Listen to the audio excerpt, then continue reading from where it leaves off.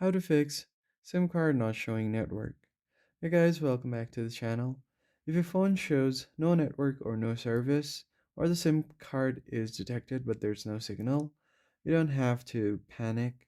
This issue is usually caused by settings, software bugs, or SIM problems. You can fix this by using these simple steps down below.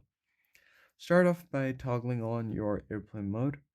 So just swipe down on a notification control panel, tap on airplane mode, keep it turned on for 20 to 30 seconds, turn it off again, and check your signal bars. This refreshes your network connections instantly. Second step is to restart your smartphone. Long press on your power button, and then it's going to bring out this menu. From here, select the restart option. Just tap on it and you should repowered. Then you need to go ahead and reinsert the SIM card.